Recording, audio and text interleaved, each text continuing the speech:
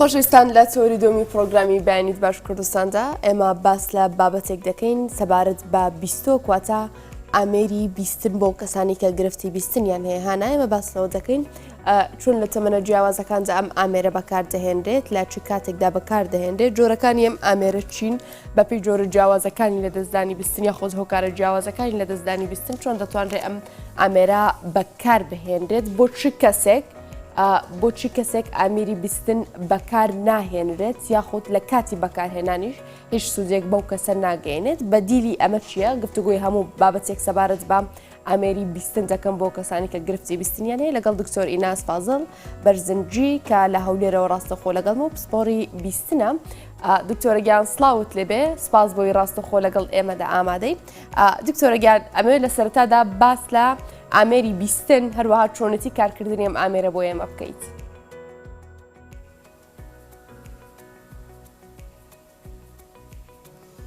ئامێری بیستی چییە؟ بخۆی ئامێری بیستن بخۆی جیهازێکی گشکەیە لە پشت گوێدادان دەرێتن یانە ناو گوێدان دەرێ ئەو جیهازە جیهازی ئەلکترۆنیە چ دەکات جیهاز ئەو جیهازە دەنگی وەردەگری ئیدەرێ دەنگەکەی گەورە دەکاتەوە باشە ئەو دەنگە تەحویل دەکاتە ناو گوێی نەخۆش گوێ لە دەیبیتن ئەو ئامێرە ئەنواعی هەیە زۆر باشە دکتۆرەگیان ئەگەر پرسیاری ئەوە بکەم با ئێمە لە سەرەتاوە لە تەمەنەوە دەست پێ بکەین لە چ تەمەنێکدا بۆ ئەو منداڵانی کە گرفتی بیستنیان هەیە بە چی شێوازێک بزانین کە ئەو منداڵە کێشەیەکی لە بیستنی هەیە یاخۆت منداڵێکی نابیستە لە ڕێگەی چی پشکنینێکەوە چۆن دایک و باوکان بتوانن هەست بە گرفتی بیستنی ئەم منداڵەیان بکەن.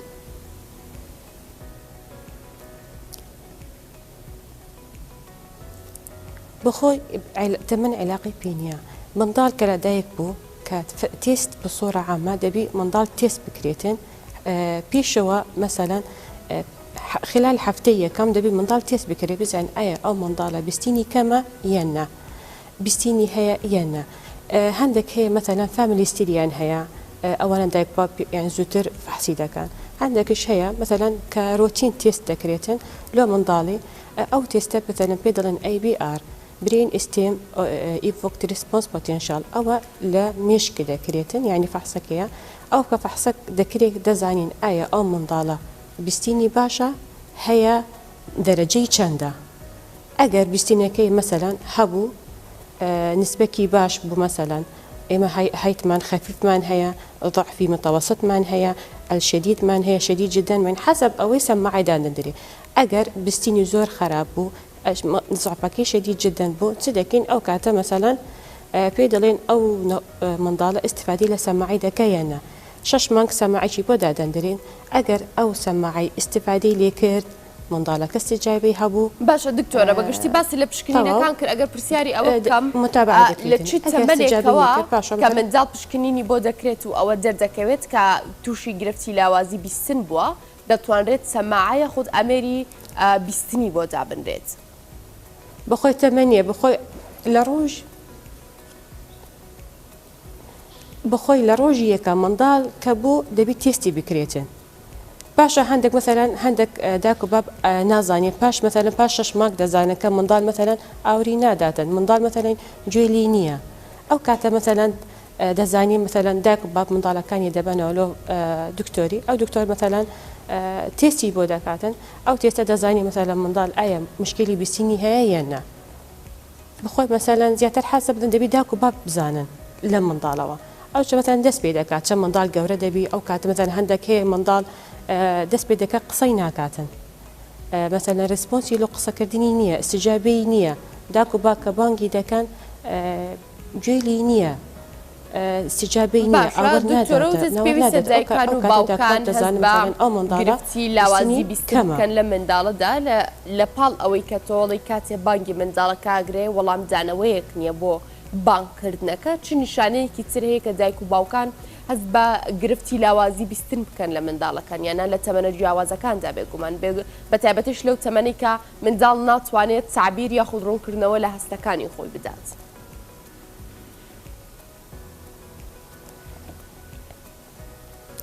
یەکەم شت کە منداڵ مەسەلەن زین کو دەزانانی مەسەلەن کە منداڵ کە دەستی پێکرد کە قسەکردنەکی دەزانانی مەسەلەن ئەم منداڵە قسە ناکە لەبەر چ منداڵ قسە ناکە لەوانەیە مەسەلەن بیستنی تەواو نییە بیستنی کەمە لەبەرەوە مەسەلەن منداڵ قسە ناکاتن یەکەم شت مەسەلەن کە ئەوە تێست دەکرێتن. زۆر باشە دکتۆرە ئەگەر پرسیاری ئەوە بکەم ئەو سەماعە یاخود ئەو جیهازەی کە بۆ منداڵاندا دەنرێت لە تەمەنی خوار ساڵەوە چی جیاوازیەکی هەیە لەگەڵ ئەو سەما و ئەو ئامێرانی بۆ تەمەنە جیاوازەکانی تر بەکاردەهێنرێت؟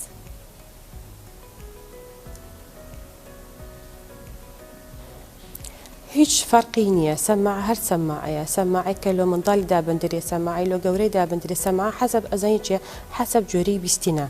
مەسەلەن لە منداڵ مەسەلەن بیستنی چەندە حەسەب یعنی دەرەجەی بیستنە ئەوە سەماع نەفسی سەماعی هەیە بەس چه فەرقی تەکنۆلۆژیایان هەیە. زۆر باشە لە ڕێگەی پشکنینێکەوە ئێوە ڕێژەی بیستن لە مناڵدا بە تایبەتی دیاری دەکەن دواتر بێگومان دێمە سەر تەمەنە جیاوازەکانی تریش دکتۆرە گیان.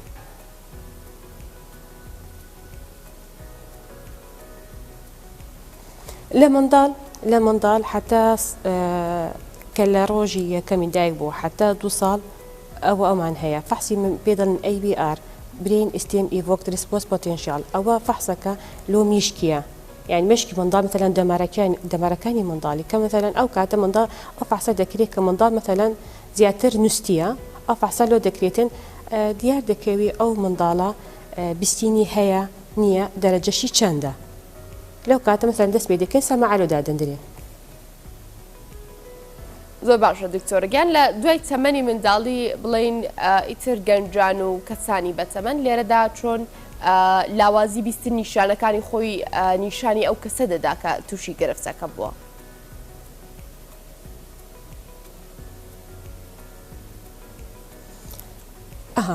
ئێستا حاليا کو کەشف دەکردی منداڵ کە چوویتە مەکتەبێ کە منداڵ کە چۆ مەکتەبی مامۆستا کەشفی دەکا مثلا ئەو منداڵە بیستنەکەی کەمە یعنی بیستینی هەیە بەس چی کەمە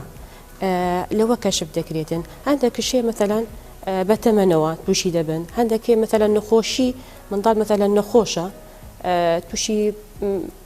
فلوی گرتیا پاش مثلا ئەو کات ئەوەش بیستینی کەم دەکاتەوە هەندێک کشێ مثلا سەدن سەنسەری یان لە ناکاو هەندێک مثلا نەخۆش تووشی ڤایرۆس دەبیتن ئەو ڤایرۆسە دەماری دەدا ئەو کات من دەڵێن سەدن سەنسەری سەدن یعنی فجئەتەن یەک لای داڕواتن ئەو کاتێک سەر نەخۆش هەست دەکاتن کە لایەکی بیستینی نەما ئەو کەمتر بووە. کەواتە دکتۆر ئەو کەسانی کە لە یەک گوێچکەیان تووشی لاوازی بیستن دەبن پێویست بە بەکارهێنانی ئەم سەماعەیە دەکات؟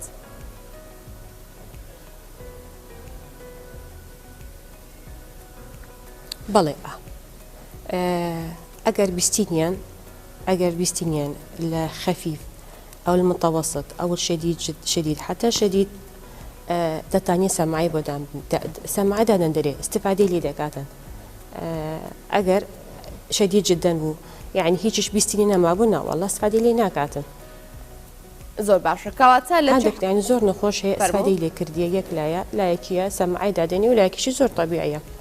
زۆر باشە دکتۆرگیان ئەگەر باسیەوە بکەم جۆرە جیاوازەکان یا خودهۆکارە جیاوازەکان کە دەبێت ببێتە هۆکاری لاوازی بیستن و دواتر لە دەستدانی بیستنیش لە چ قۆناغێکدا بەکارهێنانی ئەم چۆڵی ئەم سەماعانە هیچ کاریگەریەک هیچ کاریگەریەکی ئیجابی نابێ ئەو نەخۆشە یاخود ئەو کەسە هیچ سوودێک لەم سەماعەیە نابینێت.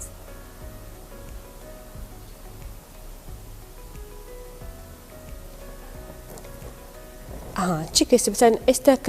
کە لە منداڵ کافیەکەم جار کە فەحسمان مثلا فەحسمان کرد کە دەزانی منداڵ بیستینی نییە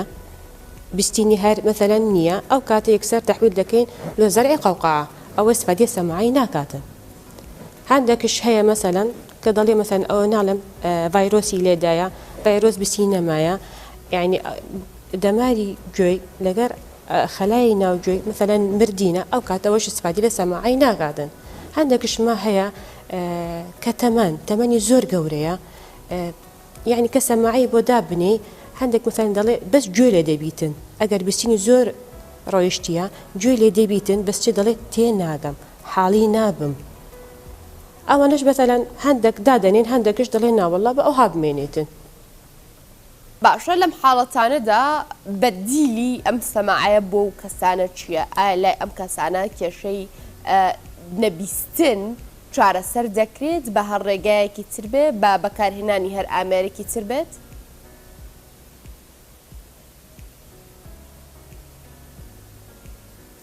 بۆ خۆی حالەکی چی ئەگەر سەماعە نەبوو زەرا قەوقعە هەیە زەرا قەوقعە یعنی قەوقعەی زەرا دەکەن ئەوەش مەثەن بە عەمەلیاتەکە دەکرێت ئامێرەکە ناو سەری دەکەنەوە جیهازێکیش لە دەرەیە بەوەی بیستنەکەی باشتر دەبیتن زیاترەوە لە منداڵ دەکرێتن ئەوانە مەثەلەن لە بدایت کە فێری قسە نەبووین ئەو زۆر باشە بکرێت لە منداڵ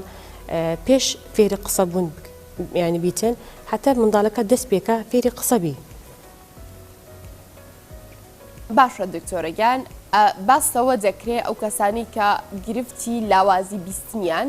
لە بەشی ناوەوەی گوێشکەیانە ناتوانن سوود لەم سەماعەیە ببینن ئەمە تا چێنە دروستە لەگەڵ ئەمەشدا بە هەمان شێوە زەرعی ئەو قەوقعەی کە تۆ باسی ئەەکەی ئەکرێ وەکو چارەسەرێک بۆ ئەم کەسانە بەکار بهێنرێت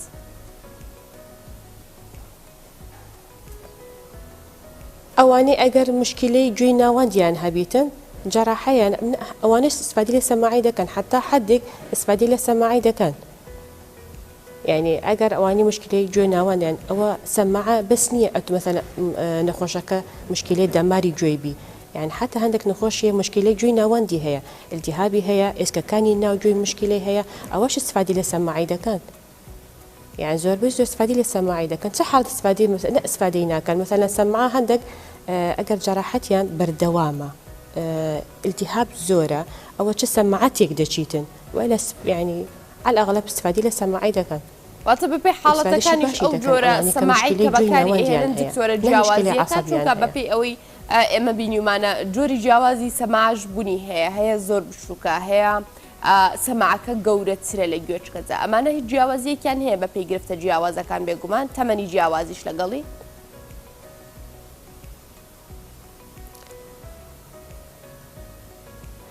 سەماعەکە مەقسەد ئەو چییە حەسەب سەماع قووەتی جیاوازی هەیە يعني ئەتو ناو گوێ قوتەکەی مثلا هەندێک کەمترە دەرەوە گوێ قوتەکەی زیاترە يعني مثلا سەماعی ئەغلب ئەوانەی کە بستینیان زۆر کەمە يفضل إنه سماعكي بيش جوابيتن لبرو حتى قوتي سماعكي زورة أواني كمثلا بيستنيا ناواندا خفيف ين متوسط أواني ناوجو زور باشون لواني من ضالش سماعي يعني دبي سماعي بيش جو لداب بندرين لبرو من ضال يكم شت قناتي جوي كتكيا دواي من ضال مثلا نازاني مسمعي بينيتن بكاتا ناوجوي وشتا نازاني بزيدي بكا اشتكي بي بس مثلا منضال هەر لە پێش گوێ بیتن تەمەنش ئەوانەی بەتەمەنن بیستینیان زۆر على الأغلب بیستینیان شەدیدە ئەوانەش پێش گوێلۆیان زۆر سفادەی لێ دەکەن پێش کڕینی سەماعە پێویستە نەخۆش چی پشکنینێک ئەنجام بدا دکتۆرە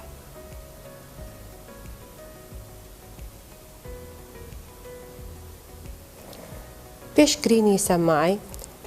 فحصمان هەیە ئێمە لۆ گەوران فحصمان هەیە زەختی گوێمان هەیە تمپانۆمەتری پێ دەڵێن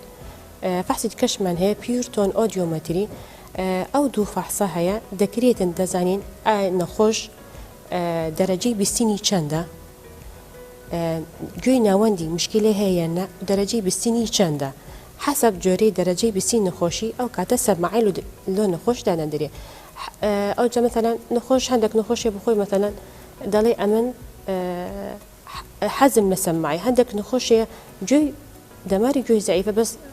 تەقەبول نەکە سەماعی دابنی زۆر باشە دکتۆرە جیاواز لەو کەسانی کە سوود لەم سەماعەیە نابینن بۆ چی کەسێک ناتوانرێت دابنرێت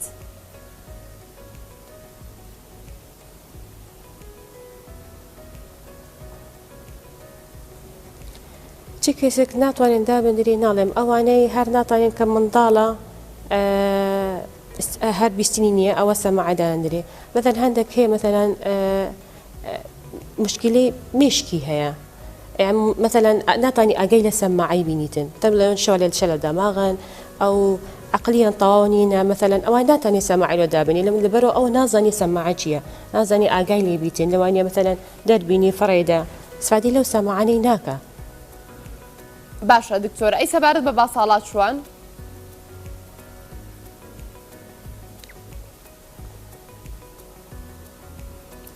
ساڵات چوان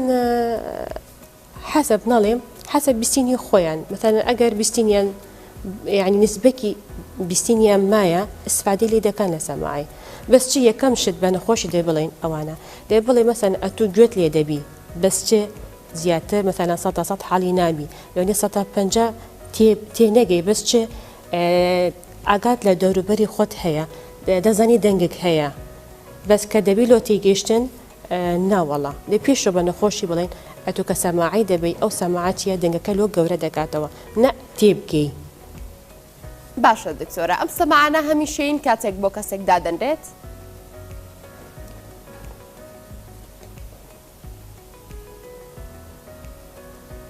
بەڵ هەموو هەموو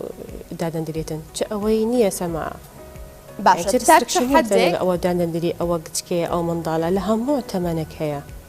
زۆر باشە تا چ حەدێک تا چ ڕێژەیەک ئەم سەماعانە ئەم ئامێری بیستنانە ڕێژەی بیستن بۆ نەخۆش دەگەڕێنەوە ئەتوانی بڵێ بە تاواتی کێشەی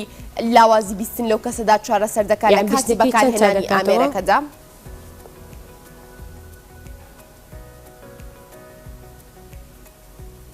بەڵێ تێنێگەشتم پرسیارەکەی دکتۆرە گیان ئەو کەسانی کە ئەم سەماعە بەکاردەهێنن تا چنێک ڕێژی بیستنیان بۆ دەگەڕێتەوە ئایا بە تەواوەتی کێشەی بیستنیان نامێنێت کاتێک کە ئەم سەماعانە بەکاردەهێنن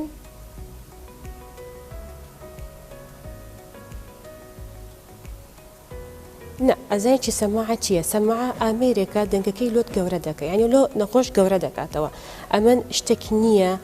بگەڕێنێت و کەکو خوا خەڵقی کردیە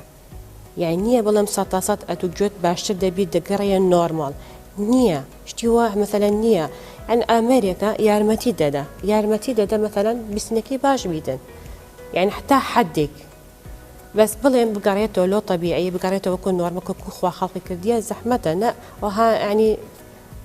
نابی. باشە دکتۆرە دەمەوێت پرسیاری ئەوە بکەم هەندێک لەو کەسانەی کە ئەم سەماعانە بەکاردەهێنن باس لە بوونی ژاوەژاوێک دەکەن لە سەماعەکەدا هەندێک جار باس لەوە دەکەن ڕێژەکەی بە شێوازێکە کە دەنگی گۆڕانکارەکانی کەشوەوە لە دەوروبەری ئەوان بۆ ئەمان ئەگوازێتەوە ئەمە هۆکارەکەی چی و بە چ ڕێگەیەک چارەسەر بکرێت.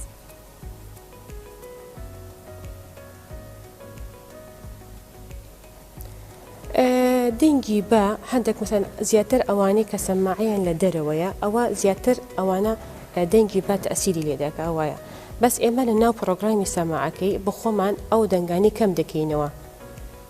بخۆی ئەوانەی دەنگ کەم دەکەن هەندێکش مەسەلەن نەخۆشەیە دەڵێ هاشەهاش ناوگوێم هەیە ئەوجە هاشەهاش دوو سەبەبی هەیە سەبەبەکەی ئەمە قالبەکەی ناوگوێی تەواو نییە ئەمە سەماعەکەی بخۆی هاشەهاشی هەیە ئەوجا دەبی جیاوازکەین لۆ نەخۆشی چارەسەر بکەین. زۆر باشە دکتۆرە ئیناس فازڵ بەرزنجی پسپۆری بیستن لە هەولێرەوە زۆر سپاس بۆی ڕاستەخۆ لەگەڵ ئێمە بووی سەبارەت